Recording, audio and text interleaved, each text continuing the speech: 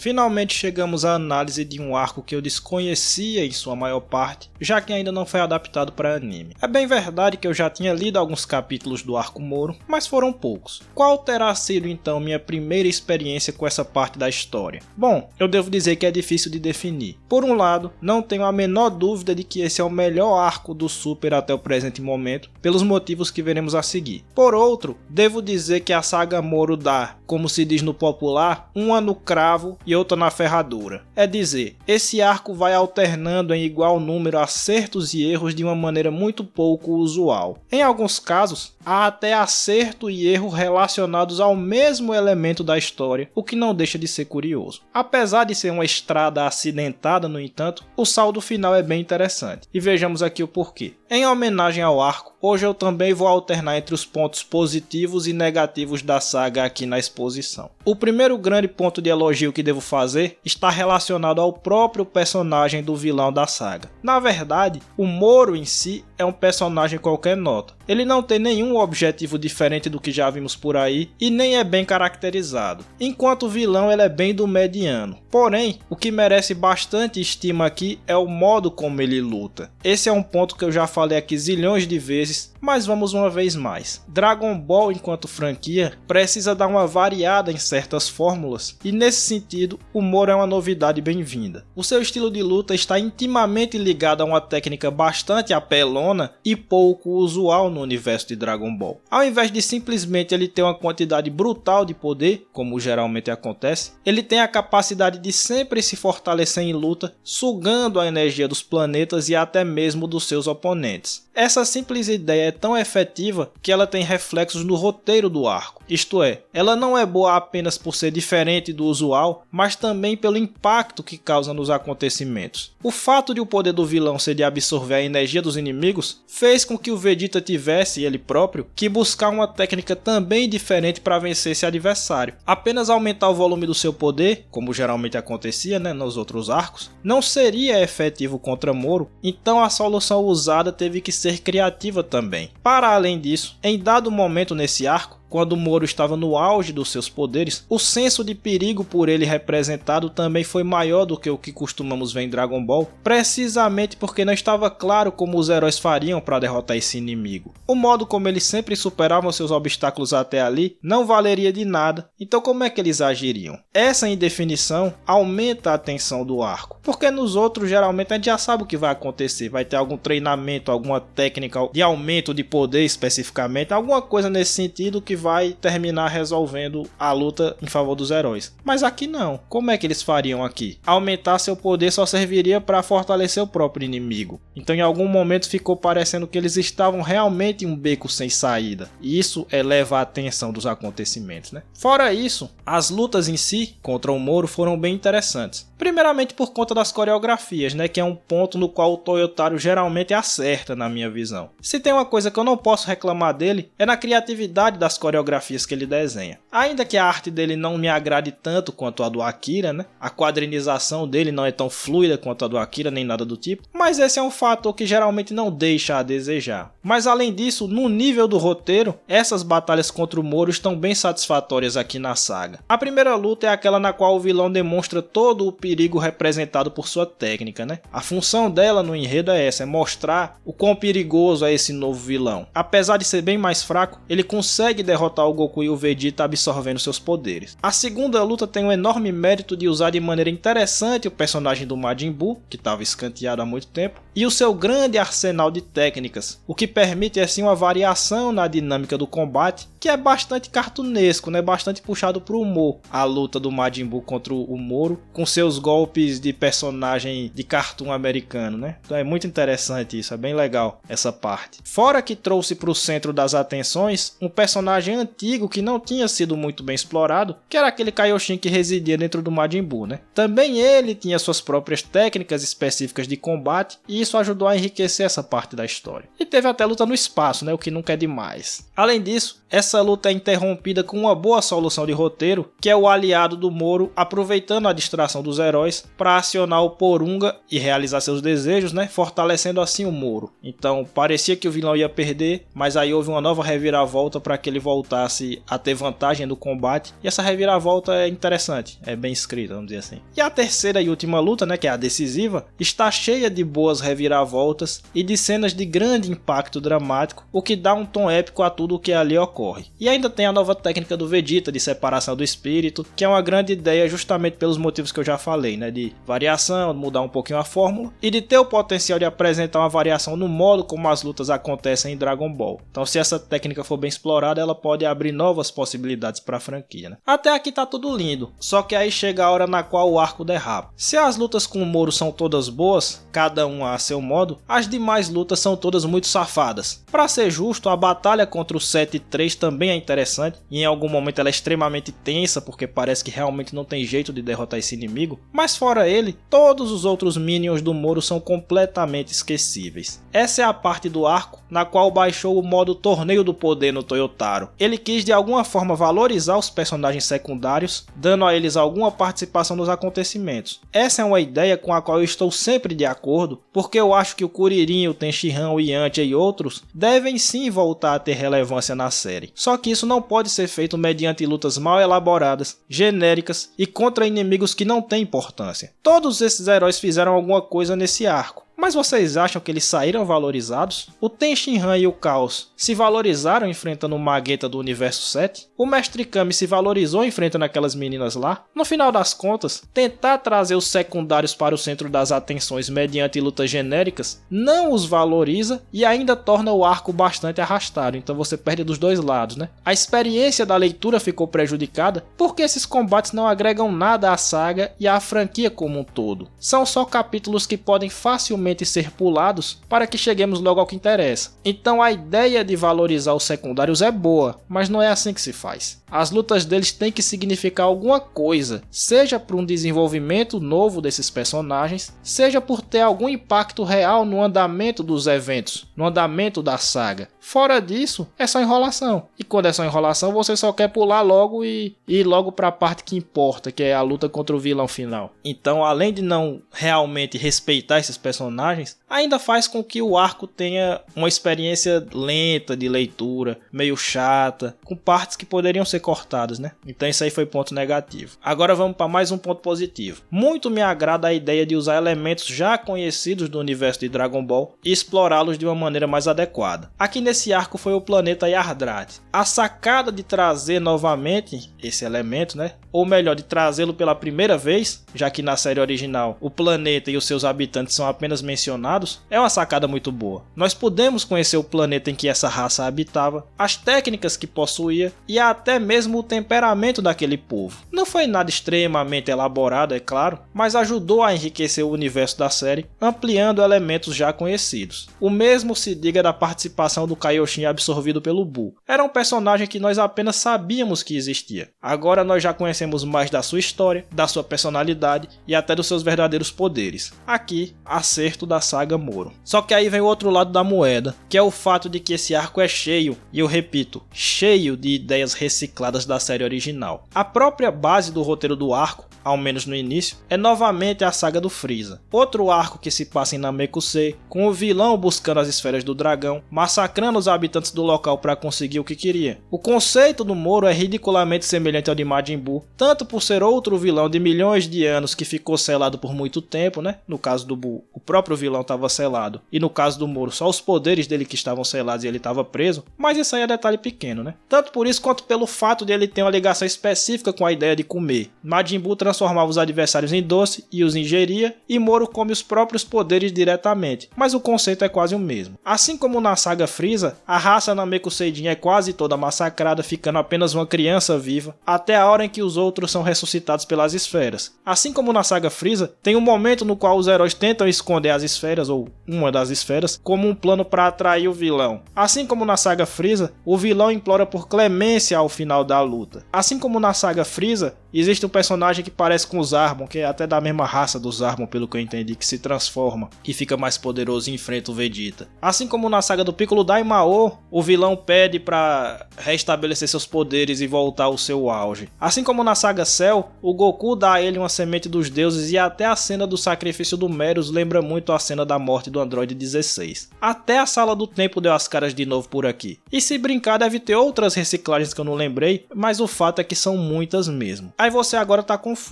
Ué, ele não acabou de elogiar o uso de elementos que já existiam na série e agora tá criticando? A resposta é que existe uma diferença básica aí. No caso do planeta Yardrat e do Kaioshin, foram usados elementos que existiam na série original, mas que não haviam sido desenvolvidos. O Super veio, resgatou essas coisas e as trabalhou um pouco mais. Enriqueceu o universo de Dragon Ball. Essas outras coisas que eu mencionei não. Essas coisas aqui são meras repetições do que já tinha ocorrido. Eles pegaram uma ideia já usada e a reciclaram ou de maneira exata ou com variações minúsculas. Então é a diferença entre enriquecer a obra original e chupinhá-la por falta de criatividade. Agora vamos a outro elogio. Talvez o maior deles, juntamente com as lutas contra o Moro, né? Talvez sejam esses dois os grandes pontos positivos desse arco. Eu tô me referindo ao personagem do Meruos. Tudo nele me agradou bastante, mas enfatizarei aqui dois pontos principais. O primeiro é um fato que eu nem tinha percebido no primeiro momento, mas para o qual me atentei a ler um comentário de um vídeo aqui no YouTube. O Meruos é uma contraparte temática do Zamasu. Ambos são personagens que têm um determinado status naquele universo, um é anjo e outro é Deus, né? E que abrem mão desse status por conta da humanidade. Aqui pensando na humanidade de maneira ampla, né? Que é o conceito da franquia de Dragon Ball, que engloba todas as raças. Só que a disposição dos dois é diametralmente oposta. É quase como se o Meruos fosse um Zamasu que caminhou para o lado do bem. E isso é fantástico, porque faz com que o Super tenha uma discussão bem complexa e bem desenvolvida acerca dessa temática dos deuses e das suas relações com os humanos. Na verdade, esse ponto é tão bom que cabe até um vídeo ensaio que a partir de agora eu já pretendo fazer. Já que eu fiz um vídeo ensaio para o Zamasu, nada mais justo que fazer um sobre o modo como o Super articula essa discussão muito interessante da relação entre deuses e humanos, etc, né? Anjos e tal. E o segundo ponto que eu vou elogiar acerca do Meruos é a cena do seu sacrifício propriamente dita. Ela chupinhou a cena da morte do 16, conforme eu já disse? Sim, mas eu vou lançar uma brabíssima aqui, meus amigos, e vocês que me perdoem. Essa cena funciona melhor que a cena do 16. Veja bem, eu entendo que muitos aí se emocionaram com aquela cena da saga do céu e tudo mais, mas sejamos sinceros aqui. Nunca ficou muito claro do porquê de o Gohan ter ficado tão furioso com a destruição do androide. Eles não tinham relação prévia e ele não deveria significar muita coisa pro Saiyajin. Alguém pode especular que foi porque ali o garoto presenciou a psicopatia do céu, percebeu que ele não tinha redenção possível ou qualquer coisa desse tipo. Mas a real é que essas questões ali ficaram mal articuladas. A cena do Meruos é estruturalmente muito parecida, mas com duas diferenças. Primeiro que a relação dele com o Goku já estava solidificada no enredo. Já estava muito claro porque os dois se gostavam e se estimavam. E segundo que o sacrifício dele é justificado e reforçado por toda a discussão temática que faz eco à saga do Zamasu. Então, por trás do sacrifício dele está uma ideologia muito bem consolidada do modo como eles passou a se relacionar com os humanos depois que veio morar com eles, né? Então eu acho que nós podemos sim dizer que essa cena é mais completa do que aquela já clássica do Android 16. Assim, o Meruos virou meu novo queridinho em Dragon Ball Super. Só que há mais um defeito para nós criticarmos aqui antes de encerrar. É o seguinte, tudo o que veio depois de Goku derrotar o Moro foi péssimo. Primeiro que eu já odiei o fato de o vilão implorar pela vida, tal qual o Freeza, e depois o herói dar a semente dos deuses para ele, etc. Mas o pior de tudo é que essa cena me parece mais um exemplo, que já são muitos, da falta de compreensão acerca de quem é o Goku. Eu não sei de onde esses caras tiraram, e aí eu jogo a Akira no meio do fogo também, que o Goku se recusa a matar os vilões. Ele hesitou em matar o Daimao? Depois que ele viu que o Freeza não tinha jeito, ele hesitou em matá-lo? Ele não conseguiu. O Freeza ainda ficou vivo. Mas ele não deu um golpe para aniquilar com o vilão? Ele hesitou para matar o Kid Buu? Não. Ele pediu para que o espírito do vilão reencarnasse como uma pessoa boa, mas matou. Ele hesitou diante da Red Ribbon, do Conselheiro Black? Ele hesitou diante do tal Pai Pai, que ele também não conseguiu matar, mas tentou? Ele não mandou o Gohan acabar logo com o céu de uma vez por todas? Então de onde o Akira tirou que o seu próprio protagonista virou o Kenshin de Samurai X de repente? As únicas vezes em que ele agiu de maneira diferente foram contra o Piccolo, né, o Piccolo Júnior, e o Vegeta. E nesse último caso, ele deixou o Vegeta vivo por ter ficado muito empolgado com a luta entre eles e admitindo que sua atitude era errada. O Goku sempre entendeu o contexto das coisas, e já estava meio óbvio que o Moro era irredimível como o Freeza. E pior, já tinha sido sentenciado à morte. Então não tem por que o Goku tê-lo deixado vivo. E a cena da semente, né, dele dar a semente dos deuses, é pior ainda, porque ela chupinha a cena do céu, mas faz menos sentido. O Goku deveria ter matado o Moro. Se não isso, ele deveria pelo menos tê-lo levado preso. Dar a semente só por dar é patético. Na luta do céu, ainda havia o contexto de usar isso como uma maneira de tirar a verdadeira força do Gohan, de fazer o céu mostrar, representar um perigo para o Gohan, para o garoto ficar furioso e despertar seus poderes. Aqui não tem nada, ele só deu a semente pro cara, que ele já deveria saber e saberia, o Goku de sempre, do clássico e do Z, saberia que o Moro é irredimível. No caso do Freeza, ele quis deixar vivo porque o Freeza ele já estava inofensivo, então ele até disse, ó, viva sabendo que você perdeu pra mim e fique se martirizando pra sempre. Não é que ele, não, talvez você possa virar bonzinho, então vou deixar você vivo aí. Deixar o Freeza vivo, assim, que ele, a ideia inicial dele, né, porque depois ele tentou matar. E no caso do Vegeta foi porque a empolgação dele com a luta se sobressaiu a qualquer outro sentimento. Isso tá tudo muito bem explícito em Dragon Ball. E agora o Akira esqueceu isso tudo, será? Enfim. Ainda no tema da incompreensão do Akira acerca do seu próprio personagem, nesse arco nós temos mais exemplos daqueles diálogos mal feitos, que não fazem sentido dentro daquele mundo, mas que são colocados para explicar para o público qual é a verdadeira psicologia dos personagens. É aquela coisa do personagem autoconsciente que deixa de parecer um personagem e parece querer dialogar diretamente com o fã, enfim. Aqui são duas as cenas desse tipo. A primeira é a conversa que o Goku tem com o Meros, justamente com essa temática de deixar os vilões vivos. Primeiro que isso é uma mentira, como eu demonstrei agora, que na maioria dos casos ele matou o vilão ou tentou matar. E segundo que, mesmo quando ele não fazia isso, era muito mais com a perspectiva de enfrentar aquele inimigo de novo e reviver a adrenalina que sentiu no combate, ou seja, um motivo egoísta. Agora, que diacho foi aquilo dele falar pro Meros que a ideia era ir lutando várias vezes com o vilão até ele virar bonzinho? Esse é mais um exemplo de como os caras querem infantilizar o Goku a todo custo, forçando nele uma mentalidade que ele não tinha nem no Dragon Ball clássico, quando ele era realmente uma criança. O Goku não era assim quando criança, e repito, nas vezes em que ele poupou seus inimigos, ele o fez por razões egoístas e que o próprio reconhecia como egoístas, como é o caso da luta contra o Vegeta. O Goku é ingênuo, mas não a esse ponto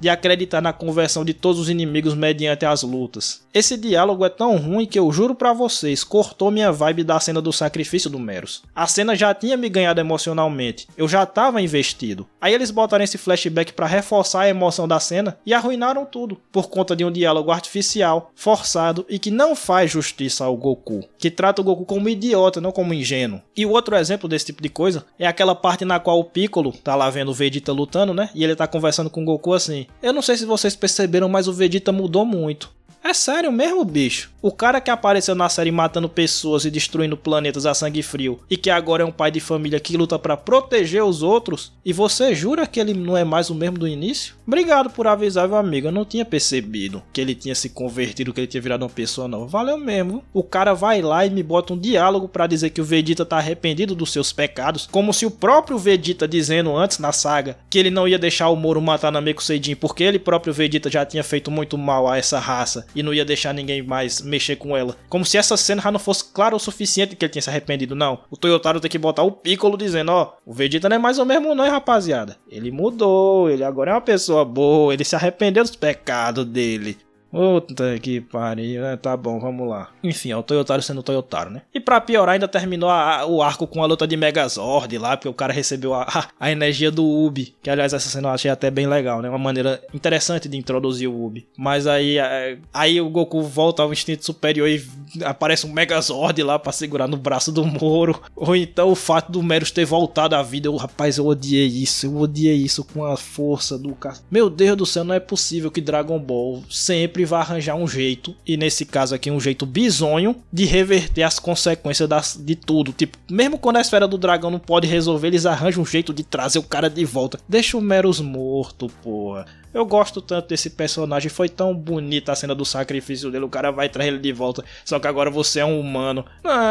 Não, amigo, porra. Era pra a saga ter acabado quando o Goku derrotou o Moro. Pronto, era pra ele ter morrido ali e acabou a conversa. A sentença de morte foi dada, a sentença sentença de morte foi cumprida, tchau, pronto. Agora a Terra voltou a ficar em paz, tá todo mundo feliz. Dá uma medalha honorária pro Meros, mostra a fotografia dele na parede, que esse é o herói, esse é o pica mesmo. E acabou. Ah não, os caras começam a inventar conversa, é difícil, é difícil. Enfim, a saga Moro, repito, é bastante acidentada e tem uns defeitos completamente evitáveis. Apesar disso, acerta onde tem de acertar. Isso é, nas lutas contra o vilão, na apresentação de um novo e muito interessante personagem e até na discussão de certos temas e enriquecimento do universo de Dragon Ball. Facilmente a melhor saga do Super até agora. Por enquanto é isso. Agradeço a quem ficou até o final e deixo aqui 2 avisos. O primeiro é que eu vou tentar dividir as análises em 2 partes a partir de algum momento. Primeiro para tentar soltar mais vídeos durante a semana, né? A gente sabe que o YouTube gosta de pelo menos 2 vídeos na semana, na verdade até 3. Mas 3 não dá pra eu fazer não, mas pelo menos 2. E aí uma parte dessa análise que vai ser dividida em 2, né? Viria na segunda e a outra viria na quinta. E segundo porque eu sinto que a quantidade de informações dos vídeos está ficando muito grande, o que pode dificultar na fixação do que é dito. Os vídeos estão ficando muito extensos e aí eu termino falando um monte de coisa e pode ser que a maioria das pessoas só se atente a 1 ou 2 pontos. Então para tentar aumentar o rendimento dos vídeos, eu acho que eu vou experimentar essa parada de dividir as análises. E o segundo aviso é que fiquem ligados na aba de comunidade aqui do canal, porque eu pretendo usá-la muito em breve, principalmente para tirar certas dúvidas com vocês acerca dos rumos que nós vamos tomar aqui, né? Perguntas de que análise fazer, de que obra vocês querem ver aqui, essas coisas assim, uma interação um pouquinho maior, né? Beleza? Por hora é só e até a próxima.